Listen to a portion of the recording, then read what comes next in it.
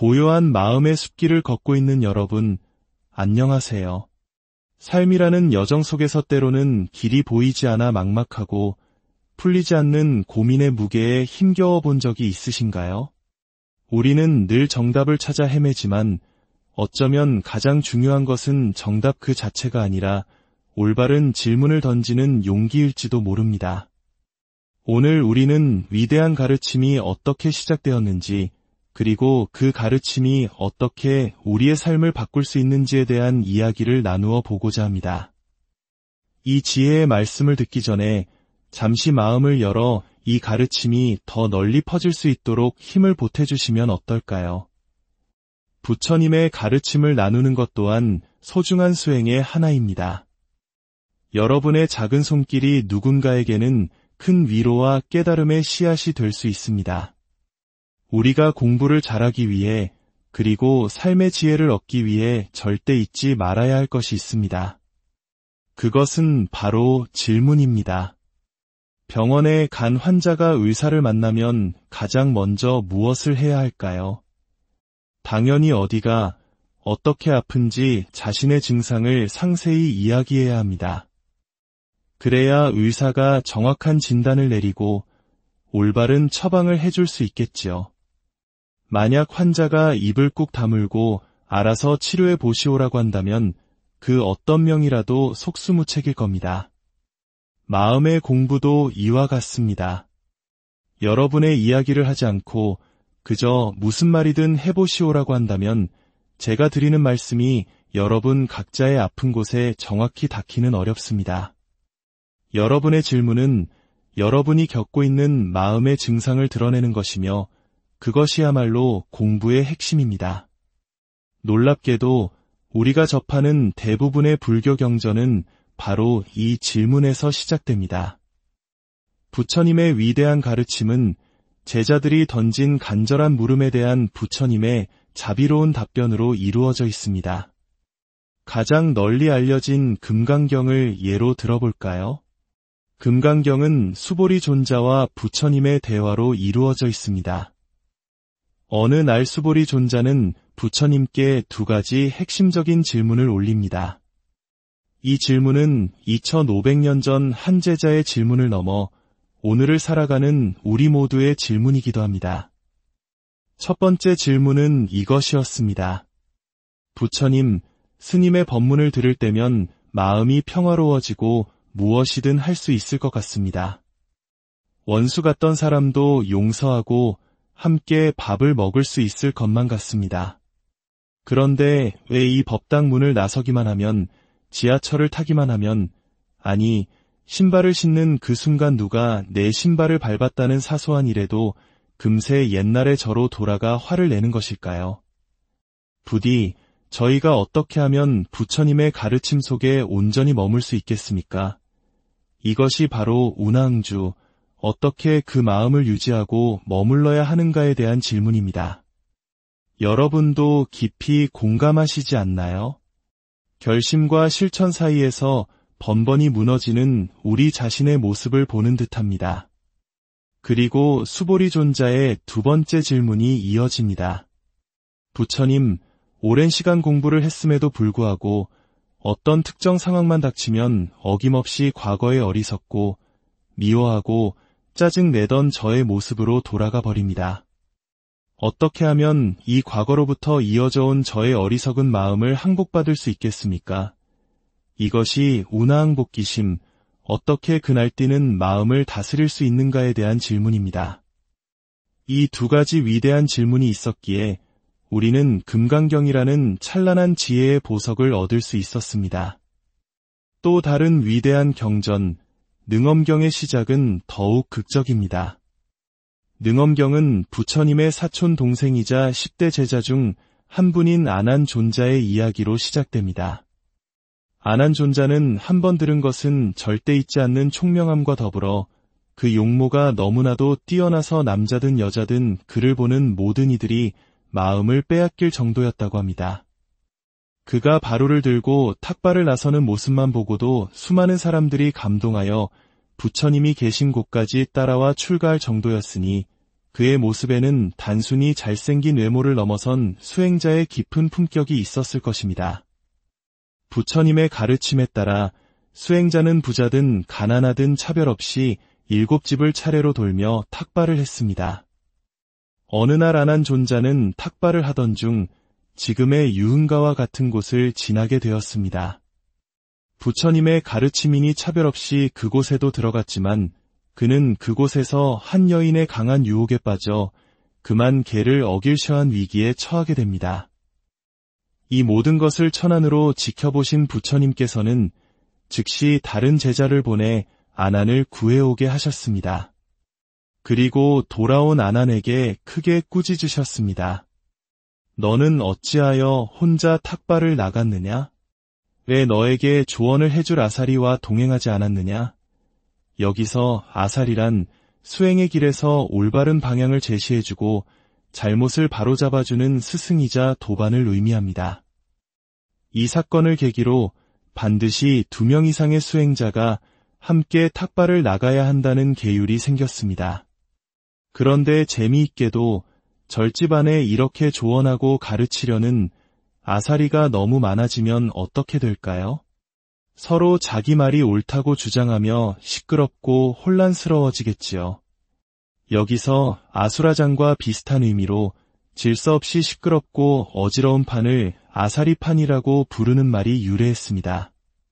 참 흥미로운 연결고리입니다.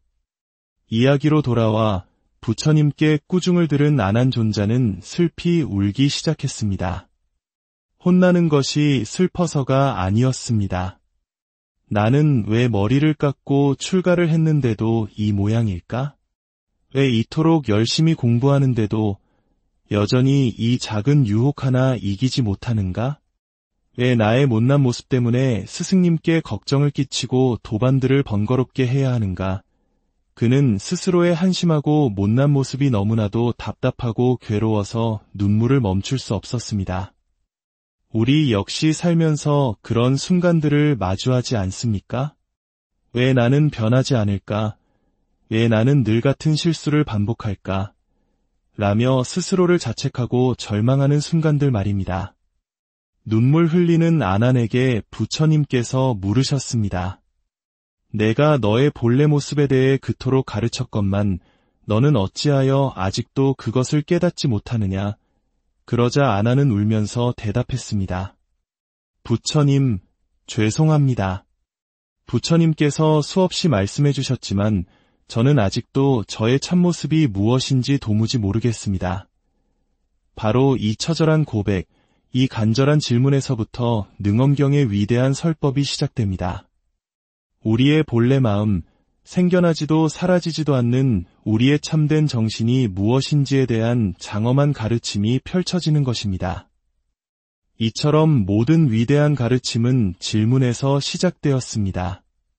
그러니 여러분, 스승에게 그리고 선지식에게 질문하는 것을 결코 두려워하거나 어려워하지 마십시오. 질문이 없다는 것은 공부를 하고 있지 않다는 뜻이며 내가 무엇을 모르는지조차 모른다는 뜻입니다. 그렇다면 어떻게 질문해야 할까요? 제가 스승님께 배운 가장 중요한 지혜 중 하나입니다.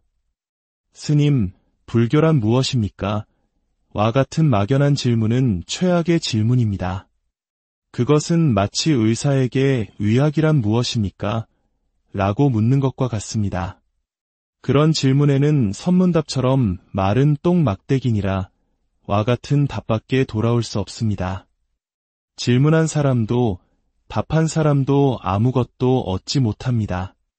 올바른 질문은 이렇게 해야 합니다. 스님, 저는 불교의 연기법에 대해 이렇게 이해하고 있습니다. 모든 것은 서로 의지하여 존재하며 독립적인 실체는 없다고 배웠습니다. 그런데 이렇게 생각하다 보니 한 가지 의문이 풀리지 않습니다. 그렇다면 선한 행동을 하려는 나의 의지는 어디서 비롯되는 것입니까?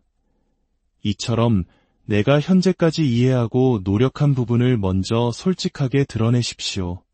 나의 증상을 먼저 이야기하는 것입니다. 그리고 그 지점에서 막히는 부분, 이해가 되지 않는 부분을 정확하게 여쭈어야 합니다. 그래야 스승은 이 사람이 여기까지는 바르게 이해했지만 이 부분에서 오해를 하고 있구나를 정확히 파악하고 그 사람에게 꼭 맞는 처방을 내려줄 수 있습니다. 얼마 전 한 불자님께서 제게 이런 고민을 털어놓으셨습니다. 직장에서 사장님과 팀장님 사이의 갈등 때문에 너무나도 고통스럽다는 이야기였습니다. 이쪽 말을 들으면 이쪽이 맞는 것 같고 저쪽 말을 들으면 저쪽이 맞는 것 같은데 두 분은 서로를 헐뜯고 비난하며 중간에 있는 자신을 너무나도 힘들게 한다는 것이었습니다. 그분은 이 상황을 개선하기 위해 부단히 애썼지만 상황은 나아지지 않고 자기 자신만 점점 더 지쳐간다고 하소연하셨습니다. 여러분, 이 세상은 본래 어떠한 곳일까요? 부처님께서는 이 세상을 사바세계라 하셨습니다. 사바란 참고 견뎌야 하는 세상이라는 뜻입니다. 왜 참고 견뎌야 할까요? 그 본질이 고통이기 때문입니다. 어느 다큐멘터리에서 손바닥만 한 작은 원숭이가 자기 몸집만 한 메뚜기를 잡아먹는 장면을 보았습니다. 원숭이의 표정은 너무나도 행복하고 만족스러워 보였습니다. 하지만 그 입안에서 버둥거리는 메뚜기에게 그 순간은 생지옥이었을 겁니다. 여기에 선과 악이 있을까요?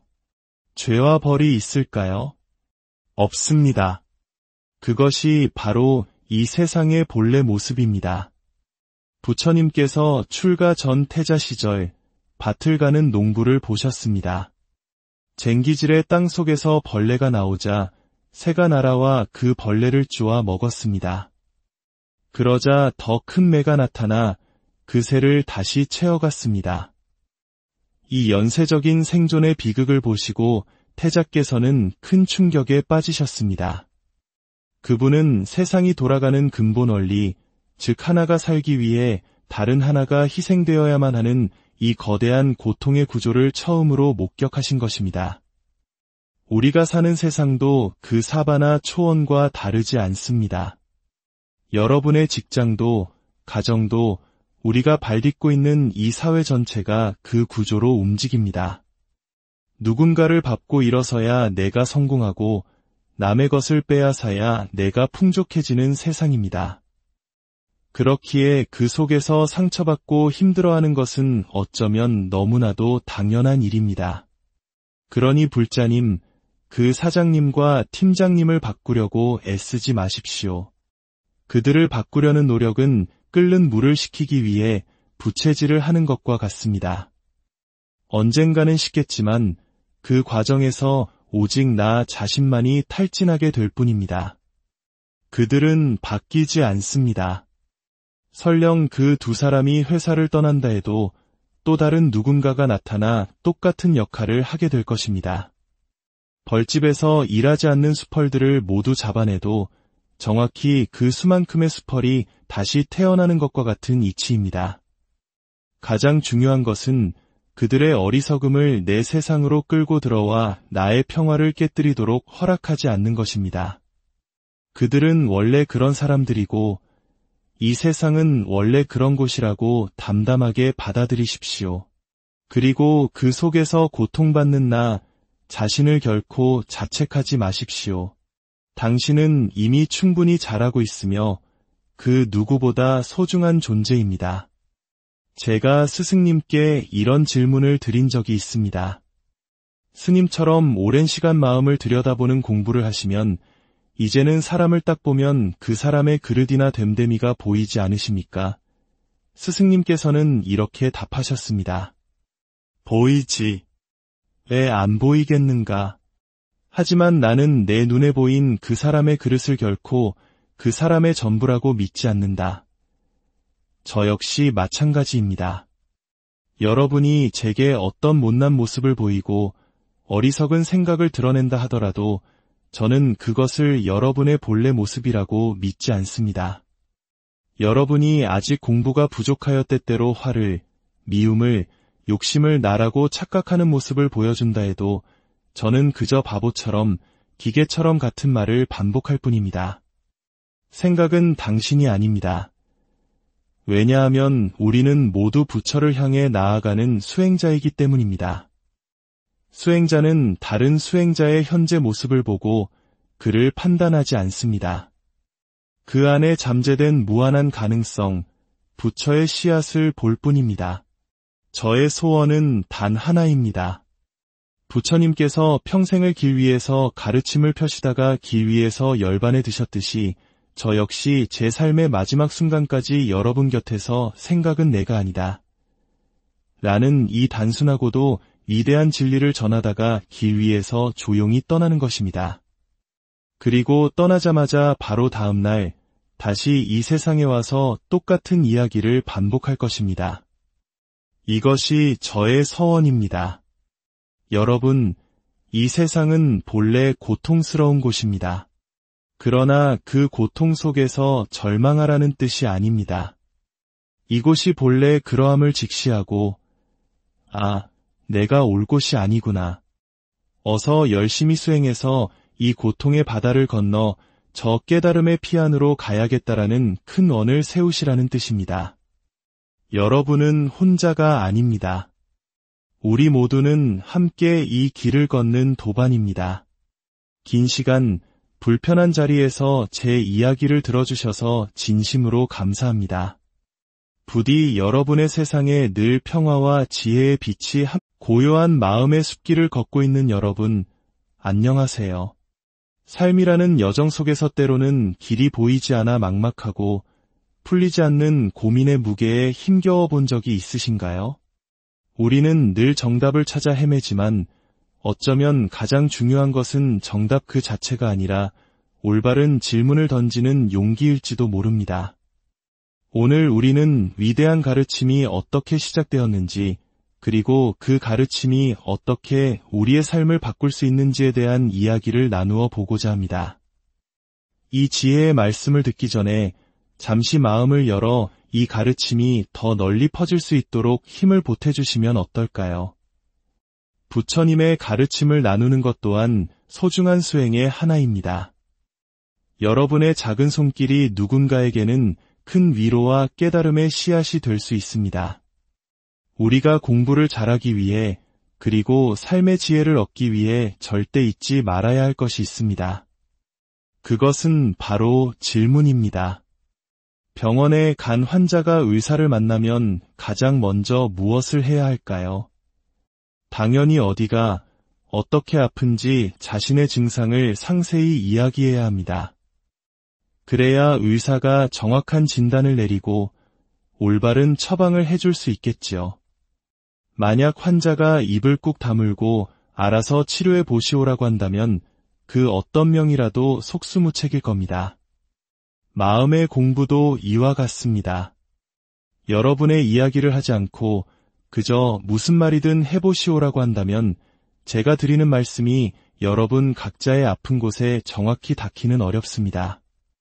여러분의 질문은 여러분이 겪고 있는 마음의 증상을 드러내는 것이며 그것이야말로 공부의 핵심입니다. 놀랍게도 우리가 접하는 대부분의 불교 경전은 바로 이 질문에서 시작됩니다. 부처님의 위대한 가르침은 제자들이 던진 간절한 물음에 대한 부처님의 자비로운 답변으로 이루어져 있습니다. 가장 널리 알려진 금강경을 예로 들어볼까요? 금강경은 수보리 존자와 부처님의 대화로 이루어져 있습니다. 어느 날 수보리 존자는 부처님께 두 가지 핵심적인 질문을 올립니다. 이 질문은 2500년 전 한 제자의 질문을 넘어 오늘을 살아가는 우리 모두의 질문이기도 합니다. 첫 번째 질문은 이것이었습니다. 부처님, 스님의 법문을 들을 때면 마음이 평화로워지고 무엇이든 할 수 있을 것 같습니다. 원수 같던 사람도 용서하고 함께 밥을 먹을 수 있을 것만 같습니다. 그런데 왜 이 법당 문을 나서기만 하면, 지하철을 타기만 하면, 아니, 신발을 신는 그 순간 누가 내 신발을 밟았다는 사소한 일에도 금세 옛날의 저로 돌아가 화를 내는 것일까요? 부디 저희가 어떻게 하면 부처님의 가르침 속에 온전히 머물 수 있겠습니까?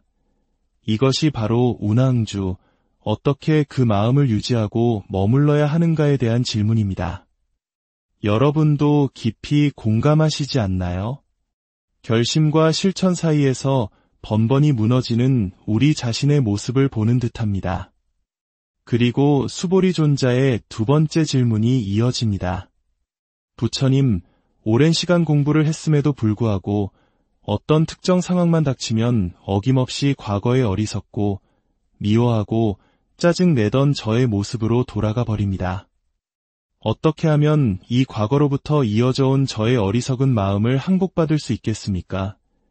이것이 운하항복기심, 어떻게 그날뛰는 마음을 다스릴 수 있는가에 대한 질문입니다. 이 두 가지 위대한 질문이 있었기에 우리는 금강경이라는 찬란한 지혜의 보석을 얻을 수 있었습니다. 또 다른 위대한 경전, 능엄경의 시작은 더욱 극적입니다. 능엄경은 부처님의 사촌 동생이자 10대 제자 중 한 분인 아난존자의 이야기로 시작됩니다. 아난존자는 한 번 들은 것은 절대 잊지 않는 총명함과 더불어 그 용모가 너무나도 뛰어나서 남자든 여자든 그를 보는 모든 이들이 마음을 빼앗길 정도였다고 합니다. 그가 바루를 들고 탁발을 나서는 모습만 보고도 수많은 사람들이 감동하여 부처님이 계신 곳까지 따라와 출가할 정도였으니 그의 모습에는 단순히 잘생긴 외모를 넘어선 수행자의 깊은 품격이 있었을 것입니다. 부처님의 가르침에 따라 수행자는 부자든 가난하든 차별 없이 7집을 차례로 돌며 탁발을 했습니다. 어느 날 아난존자는 탁발을 하던 중 지금의 유흥가와 같은 곳을 지나게 되었습니다. 부처님의 가르침이니 차별 없이 그곳에도 들어갔지만 그는 그곳에서 한 여인의 강한 유혹에 빠져 그만 계를 어길셔한 위기에 처하게 됩니다. 이 모든 것을 천안으로 지켜보신 부처님께서는 즉시 다른 제자를 보내 아난을 구해오게 하셨습니다. 그리고 돌아온 아난에게 크게 꾸짖으셨습니다. 너는 어찌하여 혼자 탁발을 나갔느냐? 왜 너에게 조언을 해줄 아사리와 동행하지 않았느냐? 여기서 아사리란 수행의 길에서 올바른 방향을 제시해주고 잘못을 바로잡아주는 스승이자 도반을 의미합니다. 이 사건을 계기로 반드시 2명 이상의 수행자가 함께 탁발을 나가야 한다는 계율이 생겼습니다. 그런데 재미있게도 절집 안에 이렇게 조언하고 가르치려는 아사리가 너무 많아지면 어떻게 될까요? 서로 자기 말이 옳다고 주장하며 시끄럽고 혼란스러워지겠지요. 여기서 아수라장과 비슷한 의미로 질서 없이 시끄럽고 어지러운 판을 아사리판이라고 부르는 말이 유래했습니다. 참 흥미로운 연결고리입니다. 이야기로 돌아와 부처님께 꾸중을 들은 아난존자는 슬피 울기 시작했습니다. 혼나는 것이 슬퍼서가 아니었습니다. 나는 왜 머리를 깎고 출가를 했는데도 이 모양일까? 왜 이토록 열심히 공부하는데도 여전히 이 작은 유혹 하나 이기지 못하는가? 왜 나의 못난 모습 때문에 스승님께 걱정을 끼치고 도반들을 번거롭게 해야 하는가?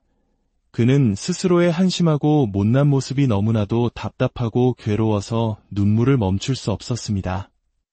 우리 역시 살면서 그런 순간들을 마주하지 않습니까? 왜 나는 변하지 않을까?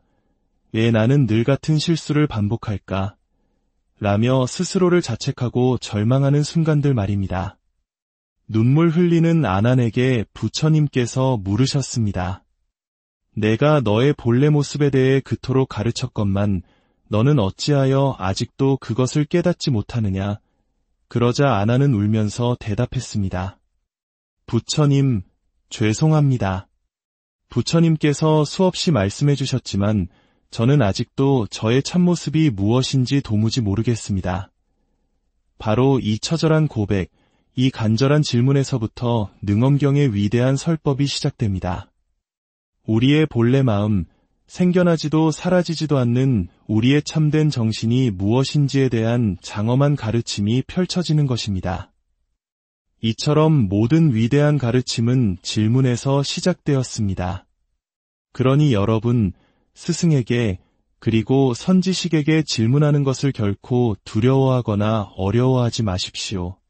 질문이 없다는 것은 공부를 하고 있지 않다는 뜻이며 내가 무엇을 모르는지조차 모른다는 뜻입니다. 그렇다면 어떻게 질문해야 할까요? 제가 스승님께 배운 가장 중요한 지혜 중 하나입니다. 스님, 불교란 무엇입니까? 와 같은 막연한 질문은 최악의 질문입니다. 그것은 마치 의사에게 의학이란 무엇입니까? 라고 묻는 것과 같습니다. 그런 질문에는 선문답처럼 말은 똥막대기니라 와 같은 답밖에 돌아올 수 없습니다. 질문한 사람도 답한 사람도 아무것도 얻지 못합니다. 올바른 질문은 이렇게 해야 합니다. 스님, 저는 불교의 연기법에 대해 이렇게 이해하고 있습니다. 모든 것은 서로 의지하여 존재하며 독립적인 실체는 없다고 배웠습니다. 그런데 이렇게 생각하다 보니 한 가지 의문이 풀리지 않습니다. 그렇다면 선한 행동을 하려는 나의 의지는 어디서 비롯되는 것입니까? 이처럼 내가 현재까지 이해하고 노력한 부분을 먼저 솔직하게 드러내십시오. 나의 증상을 먼저 이야기하는 것입니다. 그리고 그 지점에서 막히는 부분, 이해가 되지 않는 부분을 정확하게 여쭈어야 합니다. 그래야 스승은 이 사람이 여기까지는 바르게 이해했지만 이 부분에서 오해를 하고 있구나를 정확히 파악하고 그 사람에게 꼭 맞는 처방을 내려줄 수 있습니다. 얼마 전 한 불자님께서 제게 이런 고민을 털어놓으셨습니다. 직장에서 사장님과 팀장님 사이의 갈등 때문에 너무나도 고통스럽다는 이야기였습니다. 이쪽 말을 들으면 이쪽이 맞는 것 같고 저쪽 말을 들으면 저쪽이 맞는 것 같은데 두 분은 서로를 헐뜯고 비난하며 중간에 있는 자신을 너무나도 힘들게 한다는 것이었습니다. 그분은 이 상황을 개선하기 위해 부단히 애썼지만 상황은 나아지지 않고 자기 자신만 점점 더 지쳐간다고 하소연하셨습니다. 여러분, 이 세상은 본래 어떠한 곳일까요? 부처님께서는 이 세상을 사바세계라 하셨습니다. 사바란 참고 견뎌야 하는 세상이라는 뜻입니다. 왜 참고 견뎌야 할까요? 그 본질이 고통이기 때문입니다. 어느 다큐멘터리에서 손바닥만 한 작은 원숭이가 자기 몸집만 한 메뚜기를 잡아먹는 장면을 보았습니다. 원숭이의 표정은 너무나도 행복하고 만족스러워 보였습니다. 하지만 그 입안에서 버둥거리는 메뚜기에게 그 순간은 생지옥이었을 겁니다. 여기에 선과 악이 있을까요? 죄와 벌이 있을까요? 없습니다. 그것이 바로 이 세상의 본래 모습입니다. 부처님께서 출가 전 태자 시절 밭을 가는 농부를 보셨습니다. 쟁기질의 땅 속에서 벌레가 나오자 새가 날아와 그 벌레를 쪼아 먹었습니다. 그러자 더 큰 매가 나타나 그 새를 다시 채워갔습니다. 이 연쇄적인 생존의 비극을 보시고 태자께서는 큰 충격에 빠지셨습니다. 그분은 세상이 돌아가는 근본 원리, 즉 하나가 살기 위해 다른 하나가 희생되어야만 하는 이 거대한 고통의 구조를 처음으로 목격하신 것입니다. 우리가 사는 세상도 그 사바나 초원과 다르지 않습니다. 여러분의 직장도, 가정도, 우리가 발딛고 있는 이 사회 전체가 그 구조로 움직입니다. 누군가를 밟고 일어서야 내가 성공하고 남의 것을 빼앗아야 내가 풍족해지는 세상입니다. 그렇기에 그 속에서 상처받고 힘들어하는 것은 어쩌면 너무나도 당연한 일입니다. 그러니 불자님, 그 사장님과 팀장님을 바꾸려고 애쓰지 마십시오. 그들을 바꾸려는 노력은 끓는 물을 식히기 위해 부채질을 하는 것과 같습니다. 언젠가는 식겠지만 그 과정에서 오직 나 자신만이 탈진하게 될 뿐입니다. 그들은 바뀌지 않습니다. 설령 그 두 사람이 회사를 떠난다 해도 또 다른 누군가가 나타나 똑같은 역할을 하게 될 것입니다. 벌집에서 일하지 않는 수펄들을 모두 잡아내도 정확히 그 수만큼의 수펄이 다시 태어나는 것과 같은 이치입니다. 가장 중요한 것은 그들의 어리석음을 내 세상으로 끌고 들어와 나의 평화를 깨뜨리도록 허락하지 않는 것입니다. 그들은 원래 그런 사람들이고 이 세상은 원래 그런 곳이라고 담담하게 받아들이십시오. 그리고 그 속에서 고통받는 나 자신을 결코 자책하지 마십시오. 당신은 이미 충분히 잘하고 있으며 그 누구보다 소중한 존재입니다. 제가 스승님께 이런 질문을 드린 적이 있습니다. 스님처럼 오랜 시간 마음을 들여다보는 공부를 하시면 이제는 사람을 딱 보면 그 사람의 그릇이나 됨됨이가 보이지 않으십니까? 스승님께서는 이렇게 답하셨습니다. 보이지.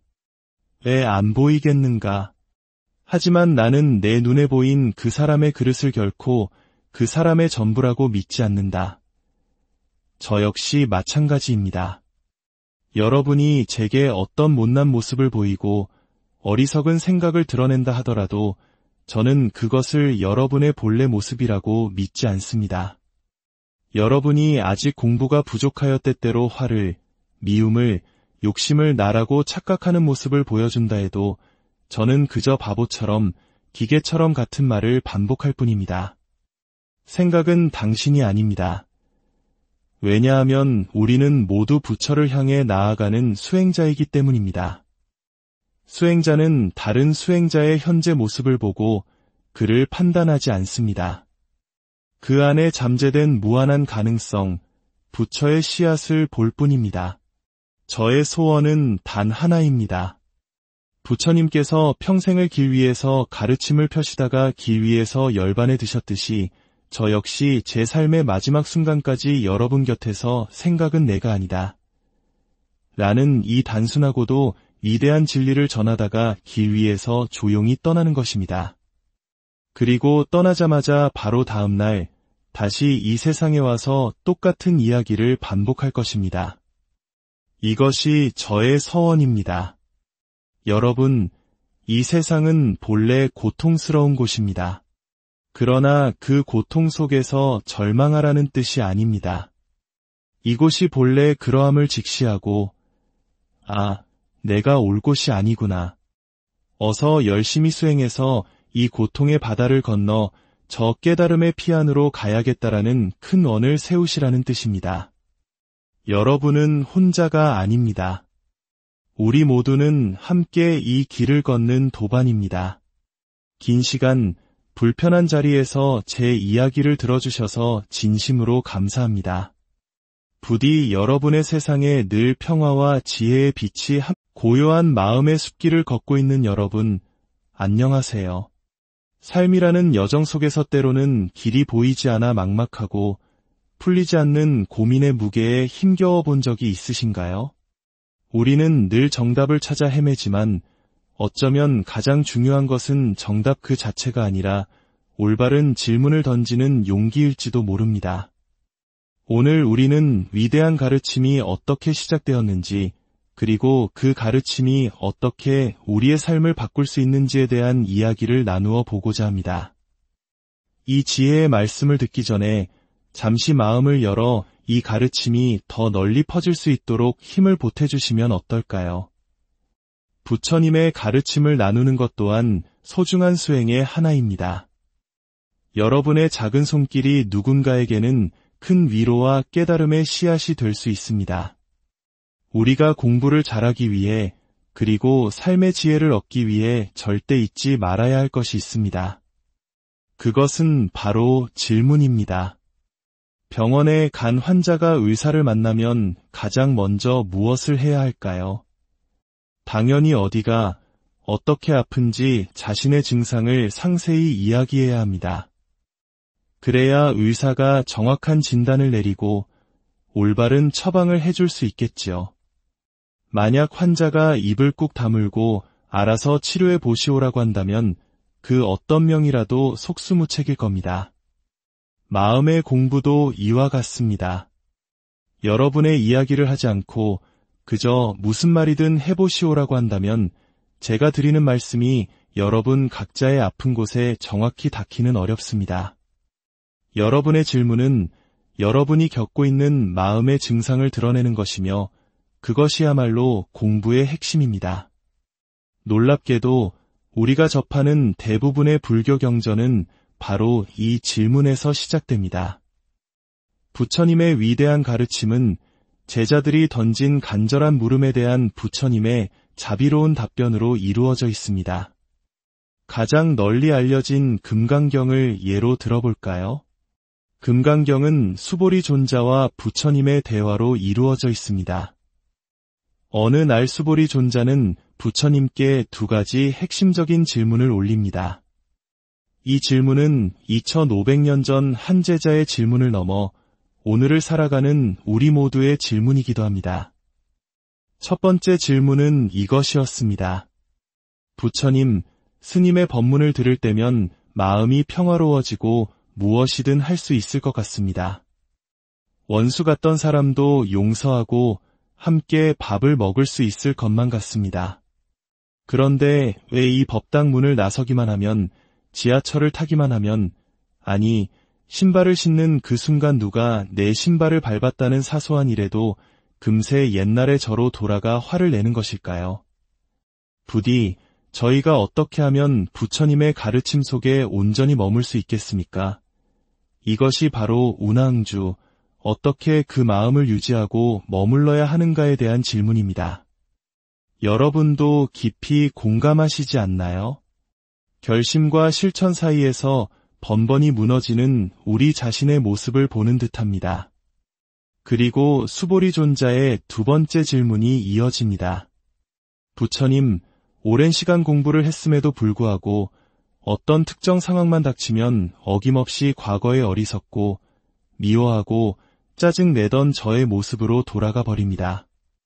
어떻게 하면 이 과거로부터 이어져 온 저의 어리석은 마음을 항복받을 수 있겠습니까? 이것이 운하항복기심, 어떻게 그날뛰는 마음을 다스릴 수 있는가에 대한 질문입니다. 이 두 가지 위대한 질문이 있었기에 우리는 금강경이라는 찬란한 지혜의 보석을 얻을 수 있었습니다. 또 다른 위대한 경전, 능엄경의 시작은 더욱 극적입니다. 능엄경은 부처님의 사촌 동생이자 10대 제자 중 한 분인 아난존자의 이야기로 시작됩니다. 아난존자는 한 번 들은 것은 절대 잊지 않는 총명함과 더불어 그 용모가 너무나도 뛰어나서 남자든 여자든 그를 보는 모든 이들이 마음을 빼앗길 정도였다고 합니다. 그가 바루를 들고 탁발을 나서는 모습만 보고도 수많은 사람들이 감동하여 부처님이 계신 곳까지 따라와 출가할 정도였으니 그의 모습에는 단순히 잘생긴 외모를 넘어선 수행자의 깊은 품격이 있었을 것입니다.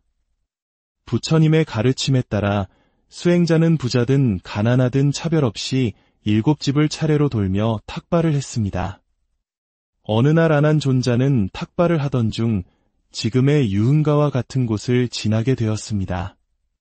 부처님의 가르침이니 차별 없이 그곳에도 들어갔지만 그는 그곳에서 한 여인의 강한 유혹에 빠져 그만 계를 어길셔한 위기에 처하게 됩니다.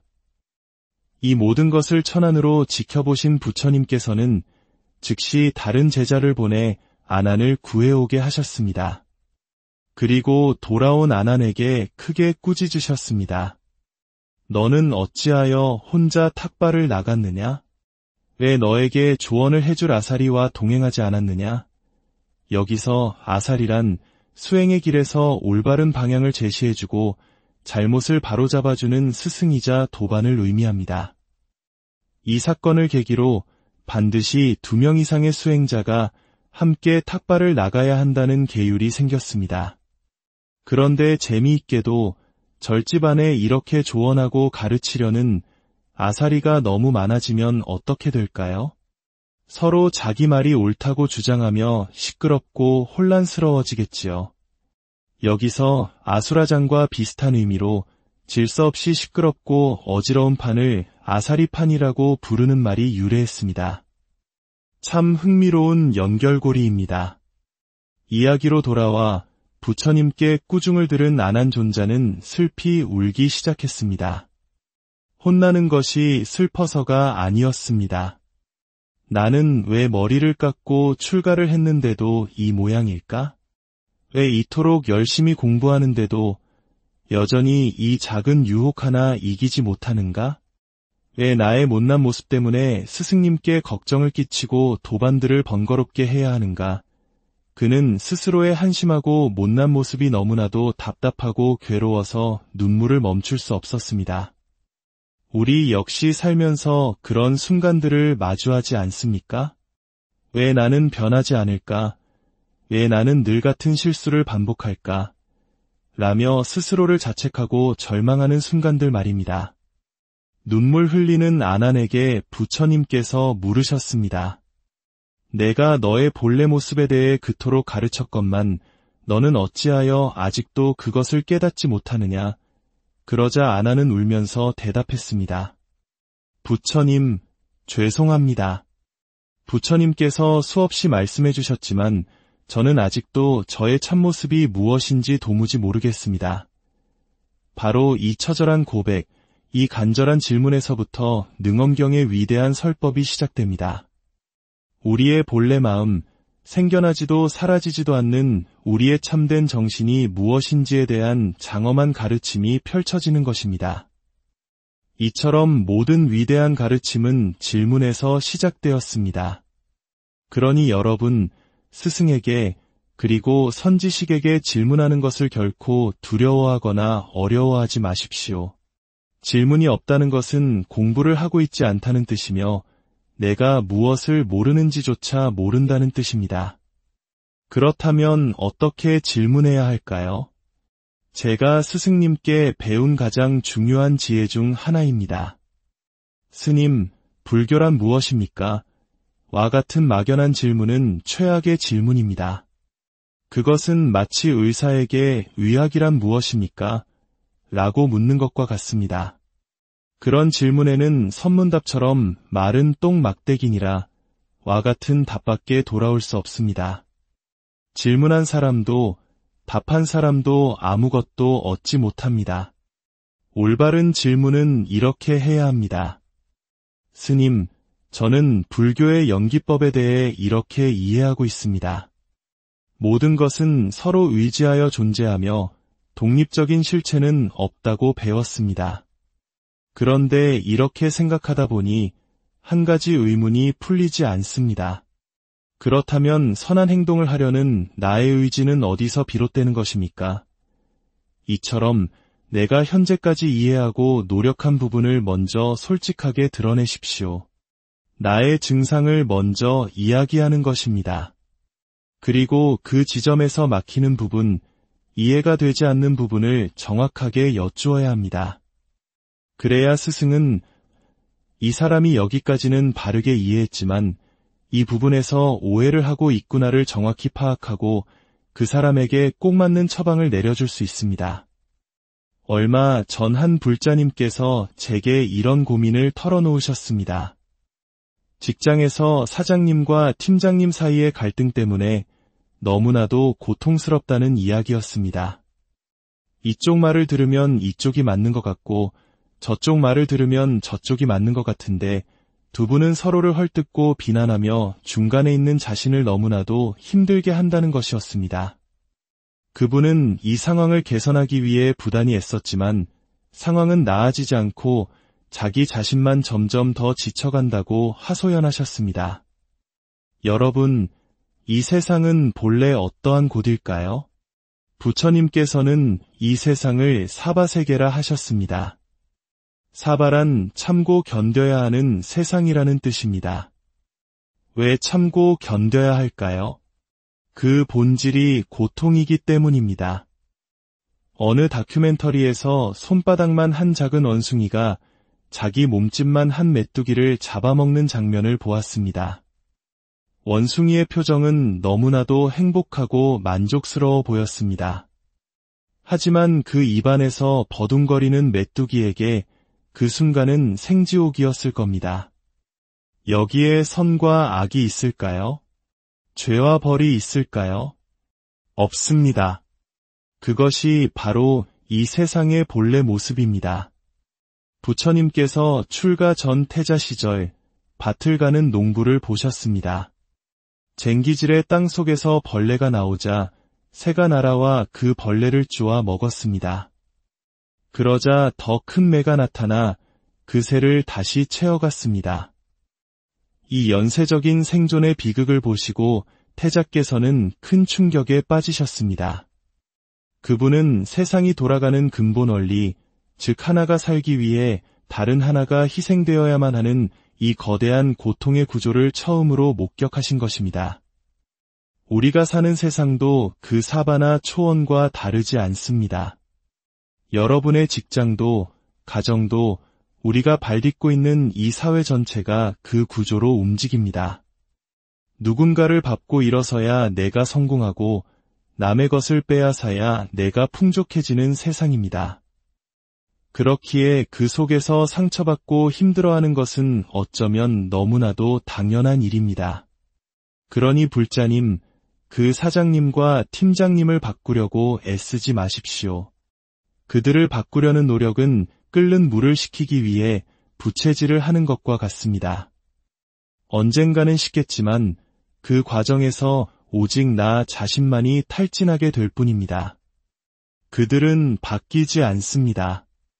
설령 그 두 사람이 회사를 떠난다 해도 또 다른 누군가가 나타나 똑같은 역할을 하게 될 것입니다.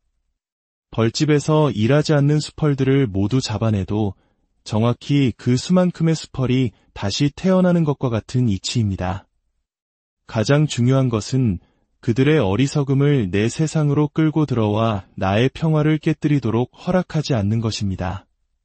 그들은 원래 그런 사람들이고 이 세상은 원래 그런 곳이라고 담담하게 받아들이십시오.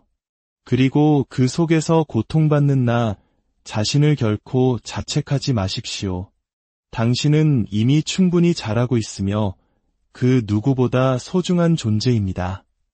제가 스승님께 이런 질문을 드린 적이 있습니다.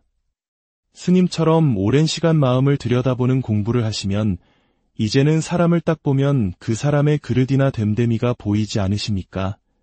스승님께서는 이렇게 답하셨습니다. 보이지. 왜 안 보이겠는가? 하지만 나는 내 눈에 보인 그 사람의 그릇을 결코 그 사람의 전부라고 믿지 않는다. 저 역시 마찬가지입니다. 여러분이 제게 어떤 못난 모습을 보이고 어리석은 생각을 드러낸다 하더라도 저는 그것을 여러분의 본래 모습이라고 믿지 않습니다. 여러분이 아직 공부가 부족하여 때때로 화를, 미움을, 욕심을 나라고 착각하는 모습을 보여준다 해도 저는 그저 바보처럼, 기계처럼 같은 말을 반복할 뿐입니다. 생각은 당신이 아닙니다. 왜냐하면 우리는 모두 부처를 향해 나아가는 수행자이기 때문입니다. 수행자는 다른 수행자의 현재 모습을 보고 그를 판단하지 않습니다. 그 안에 잠재된 무한한 가능성, 부처의 씨앗을 볼 뿐입니다. 저의 소원은 단 하나입니다. 부처님께서 평생을 길 위에서 가르침을 펴시다가 길 위에서 열반에 드셨듯이 저 역시 제 삶의 마지막 순간까지 여러분 곁에서 생각은 내가 아니다. 라는 이 단순하고도 위대한 진리를 전하다가 길 위에서 조용히 떠나는 것입니다. 그리고 떠나자마자 바로 다음 날 다시 이 세상에 와서 똑같은 이야기를 반복할 것입니다. 이것이 저의 서원입니다. 여러분, 이 세상은 본래 고통스러운 곳입니다. 그러나 그 고통 속에서 절망하라는 뜻이 아닙니다. 이곳이 본래 그러함을 직시하고 내가 올 곳이 아니구나. 어서 열심히 수행해서 이 고통의 바다를 건너 저 깨달음의 피안으로 가야겠다라는 큰 원을 세우시라는 뜻입니다. 여러분은 혼자가 아닙니다. 우리 모두는 함께 이 길을 걷는 도반입니다. 긴 시간, 불편한 자리에서 제 이야기를 들어주셔서 진심으로 감사합니다. 부디 여러분의 세상에 늘 평화와 지혜의 빛이 고요한 마음의 숲길을 걷고 있는 여러분, 안녕하세요. 삶이라는 여정 속에서 때로는 길이 보이지 않아 막막하고 풀리지 않는 고민의 무게에 힘겨워 본 적이 있으신가요? 우리는 늘 정답을 찾아 헤매지만 어쩌면 가장 중요한 것은 정답 그 자체가 아니라 올바른 질문을 던지는 용기일지도 모릅니다. 오늘 우리는 위대한 가르침이 어떻게 시작되었는지, 그리고 그 가르침이 어떻게 우리의 삶을 바꿀 수 있는지에 대한 이야기를 나누어 보고자 합니다. 이 지혜의 말씀을 듣기 전에 잠시 마음을 열어 이 가르침이 더 널리 퍼질 수 있도록 힘을 보태주시면 어떨까요? 부처님의 가르침을 나누는 것 또한 소중한 수행의 하나입니다. 여러분의 작은 손길이 누군가에게는 큰 위로와 깨달음의 씨앗이 될 수 있습니다. 우리가 공부를 잘하기 위해, 그리고 삶의 지혜를 얻기 위해 절대 잊지 말아야 할 것이 있습니다. 그것은 바로 질문입니다. 병원에 간 환자가 의사를 만나면 가장 먼저 무엇을 해야 할까요? 당연히 어디가, 어떻게 아픈지 자신의 증상을 상세히 이야기해야 합니다. 그래야 의사가 정확한 진단을 내리고 올바른 처방을 해줄 수 있겠지요. 만약 환자가 입을 꾹 다물고 알아서 치료해 보시오라고 한다면 그 어떤 명이라도 속수무책일 겁니다. 마음의 공부도 이와 같습니다. 여러분의 이야기를 하지 않고 그저 무슨 말이든 해보시오라고 한다면 제가 드리는 말씀이 여러분 각자의 아픈 곳에 정확히 닿기는 어렵습니다. 여러분의 질문은 여러분이 겪고 있는 마음의 증상을 드러내는 것이며 그것이야말로 공부의 핵심입니다.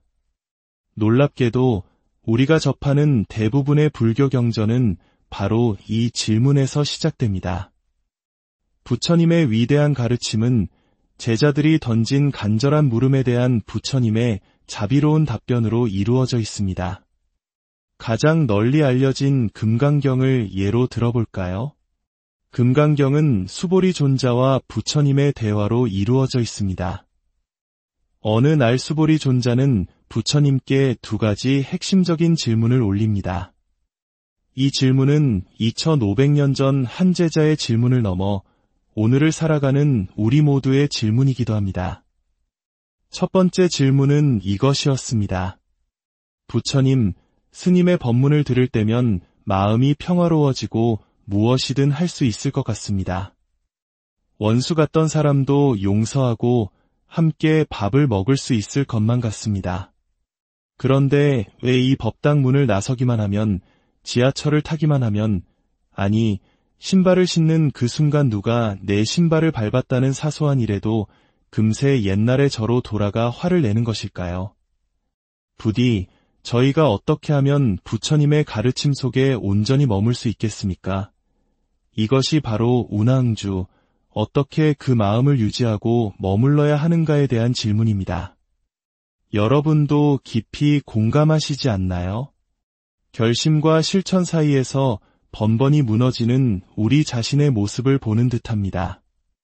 그리고 수보리 존자의 두 번째 질문이 이어집니다. 부처님, 오랜 시간 공부를 했음에도 불구하고 어떤 특정 상황만 닥치면 어김없이 과거에 어리석고 미워하고 짜증내던 저의 모습으로 돌아가 버립니다. 어떻게 하면 이 과거로부터 이어져 온 저의 어리석은 마음을 항복받을 수 있겠습니까?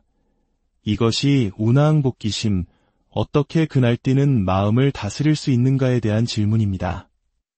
이 두 가지 위대한 질문이 있었기에 우리는 금강경이라는 찬란한 지혜의 보석을 얻을 수 있었습니다.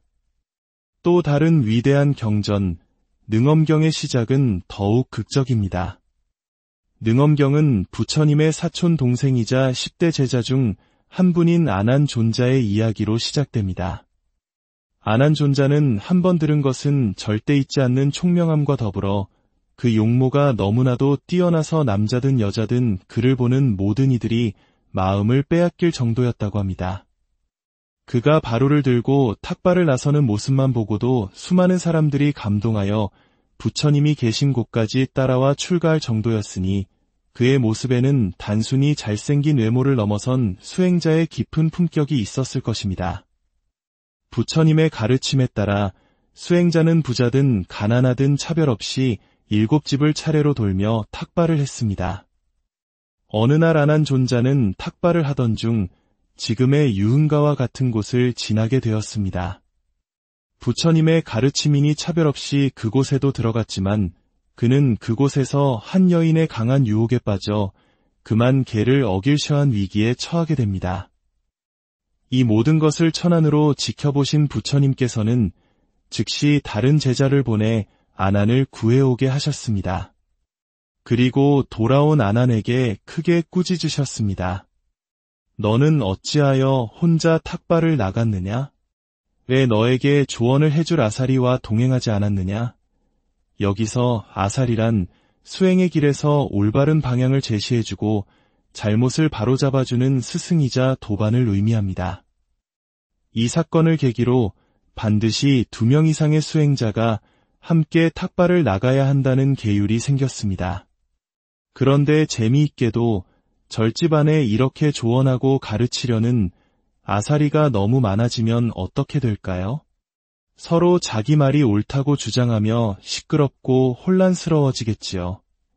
여기서 아수라장과 비슷한 의미로 질서 없이 시끄럽고 어지러운 판을 아사리판이라고 부르는 말이 유래했습니다. 참 흥미로운 연결고리입니다. 이야기로 돌아와 부처님께 꾸중을 들은 아난 존자는 슬피 울기 시작했습니다. 혼나는 것이 슬퍼서가 아니었습니다. 나는 왜 머리를 깎고 출가를 했는데도 이 모양일까? 왜 이토록 열심히 공부하는데도 여전히 이 작은 유혹 하나 이기지 못하는가? 왜 나의 못난 모습 때문에 스승님께 걱정을 끼치고 도반들을 번거롭게 해야 하는가? 그는 스스로의 한심하고 못난 모습이 너무나도 답답하고 괴로워서 눈물을 멈출 수 없었습니다. 우리 역시 살면서 그런 순간들을 마주하지 않습니까? 왜 나는 변하지 않을까? 왜 나는 늘 같은 실수를 반복할까? 라며 스스로를 자책하고 절망하는 순간들 말입니다. 눈물 흘리는 아난에게 부처님께서 물으셨습니다. 내가 너의 본래 모습에 대해 그토록 가르쳤건만 너는 어찌하여 아직도 그것을 깨닫지 못하느냐? 그러자 아난은 울면서 대답했습니다. 부처님, 죄송합니다. 부처님께서 수없이 말씀해 주셨지만 저는 아직도 저의 참모습이 무엇인지 도무지 모르겠습니다. 바로 이 처절한 고백, 이 간절한 질문에서부터 능엄경의 위대한 설법이 시작됩니다. 우리의 본래 마음, 생겨나지도 사라지지도 않는 우리의 참된 정신이 무엇인지에 대한 장엄한 가르침이 펼쳐지는 것입니다. 이처럼 모든 위대한 가르침은 질문에서 시작되었습니다. 그러니 여러분, 스승에게 그리고 선지식에게 질문하는 것을 결코 두려워하거나 어려워하지 마십시오. 질문이 없다는 것은 공부를 하고 있지 않다는 뜻이며 내가 무엇을 모르는지조차 모른다는 뜻입니다. 그렇다면 어떻게 질문해야 할까요? 제가 스승님께 배운 가장 중요한 지혜 중 하나입니다. 스님, 불교란 무엇입니까? 와 같은 막연한 질문은 최악의 질문입니다. 그것은 마치 의사에게 의학이란 무엇입니까? 라고 묻는 것과 같습니다. 그런 질문에는 선문답처럼 말은 똥막대기니라 와 같은 답밖에 돌아올 수 없습니다. 질문한 사람도 답한 사람도 아무것도 얻지 못합니다. 올바른 질문은 이렇게 해야 합니다. 스님, 저는 불교의 연기법에 대해 이렇게 이해하고 있습니다. 모든 것은 서로 의지하여 존재하며 독립적인 실체는 없다고 배웠습니다. 그런데 이렇게 생각하다 보니 한 가지 의문이 풀리지 않습니다. 그렇다면 선한 행동을 하려는 나의 의지는 어디서 비롯되는 것입니까? 이처럼 내가 현재까지 이해하고 노력한 부분을 먼저 솔직하게 드러내십시오. 나의 증상을 먼저 이야기하는 것입니다. 그리고 그 지점에서 막히는 부분, 이해가 되지 않는 부분을 정확하게 여쭈어야 합니다. 그래야 스승은 이 사람이 여기까지는 바르게 이해했지만 이 부분에서 오해를 하고 있구나를 정확히 파악하고 그 사람에게 꼭 맞는 처방을 내려줄 수 있습니다. 얼마 전 한 불자님께서 제게 이런 고민을 털어놓으셨습니다.